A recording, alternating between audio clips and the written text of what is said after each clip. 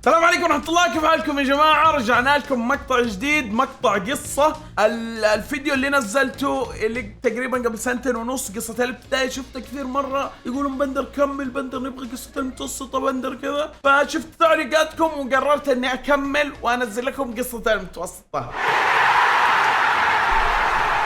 اللي ما شاف قصص الابتدائية يشيك عليها، لانه الاحداث راح تكمل ذحين. انه تخرجت من الابتدائية ودخلنا المرحلة المتوسطة، ففي اشياء الصراحة كثير مرة صارت. بس قبل ما اقول لكم القصة في عندي حاجتين مهمة مرة. اولا بعد ما انزل هذا المقطع انا راح اقطع عن القناة لمدة تقريبا يعني ممكن تكون شهر، والسبب لانه انا ابغى اخذ اجازة، لانه من بداية السنة انزل، وبرضه عشان حلقي يضرني، والدكتور قال لي يا اخي انطم شوية، اسكت شوية ريح حتى يعني تتعالج.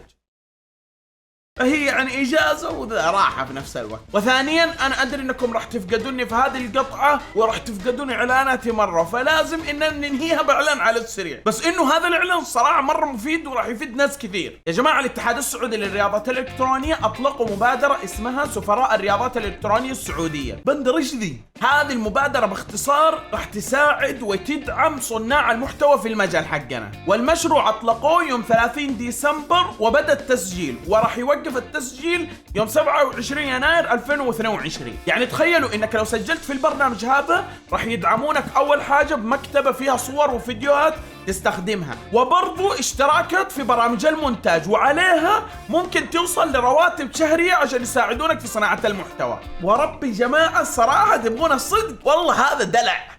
احنا على ايامنا ما كان في واحد يدعمك ولا حاجة، حمد ربك الحين في دعم. الله ايامنا بس يا ما تعبنا. الله يعزه اتحاد السعودي بس. فاللي يبغى يسجل يا جماعة راح احط لكم الروابط في الوصف، سجلوا والله يوفقكم ان شاء الله، ويا رب نشوفكم من افضل صناع المحتوى باذن الله. ودحين اتوقع يا جماعة ان اللحظة المنتظرة خلاص، يلا نبدأ قصة المتوسطة. نبدأ. اوكي يلا بس اشتركوا اوكي. زي ما قلت لكم انا في نهاية قصة الابتدائية انه انا كم مرة متحمس للمرحلة المتوسطة، بس اني ما كان ادري ايش اللي يعني قدامي. والصراحة اللي كان قدامي حاجة في مواقف مخيفة مرة، وفي مواقف مرة تضحك. أول يوم لي يا جماعة في المدرسة ما أنساه، من جد ما أنسى هذا اليوم، لأنه أولا أتوقع كان أول مرة يكون عندنا حصة سابعة في المتوسطة، وكان المرحلة هذه كان فيها اختبارات وكذا، ما عادوا تقويم مستمر، خلاص دحين في اختبارات، فلازم إنك تشد. وأوه ماي جاد اختبار كذا، تعرفون هذه كذا اللي كذا تلقى واحد في المتوسطة فأنت في الابتدائي يقول لك ما تدري انت بعدين من متوسط ايش كذا الوضع من جد. فاول يوم لي يا جماعة دوام المدرسة، طبعا عشان اوصفها لكم هي عبارة حرفيا عن بيت ادمي كذا مستأجر كذا، بيت حرفيا. فصلنا كان اتوقع مطبخ، من جد كان مطبخ، زاوية الغرفة كذا فيها مواصير حق الذا، كان هذا فصلنا. يعني انا ارجع مطبخ اداوم مطبخ، هذه حالة هذه. أول يوم يا جماعة دوام لي أقسم بآيتي لكن كذا الخوف النهائي، وكان يقولون في مدرسين كذا الموت حرفيا. جت الحصة الأولى والحمد لله عدت على خير، المدرسين كان شديد شوية كذا بس يعني الوضع يمشي. الحصة الثانية الثالثة الرابعة الخامسة السادسة كله تمام، بعدين تطلع تصلي، بعدين ترجع الحصة السابعة. يا جماعة الحصة السابعة والله هذه ما أنساها في حياتي للأبد. كان عندنا حصة جغرافيا، وكان اتذكر قدامي طالب اسمه حيدر، ما انساك يا حيدر اذا تشوف هذا الفيديو. كان عنده بطاطس تسالي حاطه تحت في الماصة وياكل منه وكذا. فجأة يا جماعة يجيك الباب قدامنا كذا، فجأة بأقوى صوت هذا ينرفس رفس كذا، يصفق في الجدار ويرجع. كلنا انفجعنا، ايش اللي صاير؟ وترجع كذا رفصة ثانية، وإلا الأستاذ يدخل كذا يمشي. والله ما أنسى أستاذ الجغرافيا كذا يطالع لنا كذا، ويتخيلوا كذا يعطي نظرة للفصل كامل. والله إنه هذا اللي صار، يعطي نظرة كاملة للفصل كذا، ويشوف حيدر وهو يكشم التسالي. الله يخلف عليك ويرحمك يا حيدر. يا جماعة شافوا أكل البطاطا كأنه أكل موته بنفسه، يتقدم كذا له ويمسكه يا جماعة، يمسكه من الثوب ويسحب كذا فيه صف يقبه في كل مكان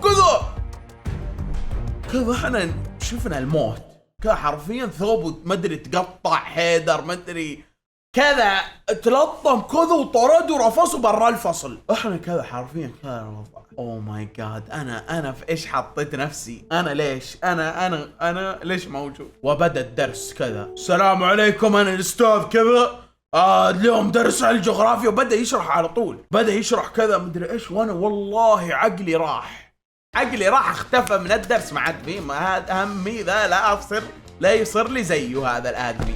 ويخلص كذا الحصة يا جماعة ونروح وكأجري البيت كذا الجري كأجري واروح عند امي واقول لها بكل شيء وكذا واني خايف ودي جلسة تهديني. وجاء اليوم الثاني نداوم يا جماعة، الحصة الأولى عدت، الثانية المهم ما أذكر حصته متى بالضبط، بس جت حصته ويدخل كذا يرفص الباب مرة ثانية. لا حول يا خلاص ندري إنك تبغى تسوي أسلوب التخويف وذي الأشياء، الباب ارحمه يا جماعة. تخيلوا معاه عصا كذا، والله ما أنسى لونها برتقالي ومدلعها، بس ناسي اسمها والله، مدلعها باسم لها اسم العصا، ندري البرتقالة مدري حاجة زي كذا. المهم وتخيلوا كذا يدخل الفصل على طول يأشر على واحد يقول له اوقف، يوقف ويسأله عن الدرس السابق حق الحصة الماضية وما عرف يجاوب. وتخيلوا أنا أول مرة في حياتي وقتها إن في أستاذ يسألنا عن ذا، ما كان هذا ما ندري يعني، أقل شيء لو حيسألنا يقول لنا كان حاجة جديدة لنا. ويسأل يا جماعة كل الفصل ولا واحد يجاوب، حرفيا كيف تبغانا نجاوب وأنت أمس موتت واحد مننا، كلنا ما عرفنا. ويبدأ يا جماعة يصفق فينا كذا، تفتح يدك يصفقك بثلاث الله يخلف عليك. خلاص يا جماعة ضرب اقسم بآية الله، ضرب اول مرة احصله في حياتي، هذا الضرب اللي في يدي حصلت يا جماعة. ومن بعدها صرت احضر له كل كذا صغيرة وكبيرة اي شيء عشان في اي لحظة يسألني على طول اجاوب. تخيلوا يا جماعة جاء الاختبار حقه، والله ان الاسئلة حرفيا كان عبارة عن علل واذكر السبب، هي نفسها علل اذكر السبب هي نفسها، وعلل حقه ما تجي من اللي في الكتاب يعني كذا، تجي من نص السطور كذا، بتقرأ مليون سطر كذا في نصه كذا نظامه. وانا وقتها جبت عنده 7 وانا مذاكر وامي مذاكرت لي وكذا مرة وجبت 7، وهذا اشطر واحد. اذا جبت 7 انت عنده يعني انت مرة كذا اسطورة، 7 من 10 جيبها انت خلاص، انت مرة كذا حتى يطالع لك كذا بفخر. اللي اذكره يا جماعة في اول متوسط هذا الشخص، هذا الاستاذ هو كان الرعب بالنسبة لي. جغرافيا الف مبروك عليك يا استاذ، اقسم بآية الله اني ما اعرف لك اي دول العالم، ولا انا مركز معاك في اي شيء، ولا فهمت اي حاجة، ومضيع ترى الجغرافيا ما عندي اي علم بها. المهم انه واحدة من المواقف اللي تضحك برضو في المتوسطة، انه يا جماعة دائما اطلع الفسحة اتكي انا وبراء وناكل، ودائما يا جماعة كان يضحكني، وكل ما يضحكني والعصير في فمي دائما اوسخ براء، دائما كذا يضحكني، مرة توت مرة سنكولا مدري ذاك الكولا اللي بدون غازة، كل يوم يا جماعة براء يضحكني وانثر عليه عصير. والله انها كان ايام حلوة مرة. المهم انه جاء وقتها الاختبار النهائي حق الاستاذ هذا، والوضع كان مرة مخيف، وجلسة تخيلوا يا جماعة ان امي همت بالاختبار اكثر مني، كنت تذكر لي كذا مرة، والوضع كان رعب الجماعة. المهم انه جت الاختبارات النهائية واختبرت كل المواد ونجحت يا جماعة، مو اي نجاح، لا نجحت وكرموني يا جماعة، جبت انا من الاوائل في المدرسة. وجاء وقت التكريم كذا، والله في فيديوهات ان شاء الله اني اوريكم فيديو كذا لي وانا باقي نحيف والله ذا. المهم اعطوا كل واحد هدية يعني وكذا انه ذا، وانا ما ادري الاول او الثاني، حاجه زي كذا. المهم ان هديتي كان غير عن الباقي، هم كرموا العشر الاوائل، فانا هديتي كان غير. فهم وقتها كرموني وقت الصلاه، بعد الصلاه يعني كرمونا، وجت الحصه السابعه رجعنا الفصل. يا جماعه كذا وانا راجع الفصل وفرحان كذا، الهديه معايا كذا، ما ادري ايش، ما فتحتها باقي والله ناسي، ما ادري ايش هي يا ربي. المهم كذا فجاه وانا فرحان، فجاه طالب واحد من الطلاب وراي تكرم، بس هو كان في الاخر الاوائل، فتح الهديه حقه اللي هي ساعه جدار، تمام، ويشيل ساعه الجدار. قسم بآية الله يا جماعه، يشيل ساعه الجدار ويصفق ابوه كان فوق راسي، طاع وتتكسر. ايش فيه يا الغالي؟ انا ايش سويت يا جماعه؟ صفقها كذا، براء يذكر الموقف هذا، ضربها فوق راسي كذا تكسرت. انا كذا حتى استغربت كذا، طانع له كذا، ايش في ذا؟ هذا انجن ولا ايش؟ طبعا الحمد لله راسي ما صار له اي شيء الا لك يا رب، راسي يعني كان ما صار له اي شيء، بس القزاز تكسر وتناثر كذا في الارض. ووقتها التفت له واقول له ايش فيك؟ يقول لي كان امزح. ايش اللي كان امزح؟ وتخيلوا وقتها وقت الضربه قابل على دخول الاستاذ هذا، يعني كذا اسوأ حظ ذاك الطالب، اسوأ حظ يا جماعه. وشاف الموقف اللي صار كذا، وجاء قال له اوقف، ويجلدوا يا جماعه، يجلدوا يضربوا في يده، ما ادري كم ضربه، يمكن 10 كذا، ضرب فيه، وكان الولد كان ماسك نفسه يا جماعه، وربي ضرب فيه لما خلاص كانت الدموع باقي شويه وتنزل. وبعدين قال لي خلاص، قال للفصل خلاص ما في حصه، روحوا بس، يلا رجعوا البيت. فرجعنا وقتها. فيا جماعه باختصار انه ثاني متوسط لما كرمونا وكل حاجه، اول ترم احنا باقي في المدرسة هذه القديمة اللي هي اللي بيت يعني، والترم اللي بعده نقلونا المدرسة جديدة، مدرسة كانت متطورة كذا، أول مرة يعني اوه ماي جاد راح ننقل المدرسة الجديدة وذا، فاهمين؟ والمدرسة الجديدة صارت فيها مواقف يعني كذا مرة رهيبة كذا. حتى كان عندنا يا جماعة كذا ملعب، تخيلوا ملعب كذا نلعب في البدني وذا، كان حماس مرة. المدرسة الجديدة كانت صراحة أسطورية، مرة أسطورية. المهم إنه جاء الترم الثاني من ثاني متوسط، انتقلنا المدرسة الجديدة المتطورة مرة. أنا كان أذكر جالس ثالث طاولة وقدامي براء،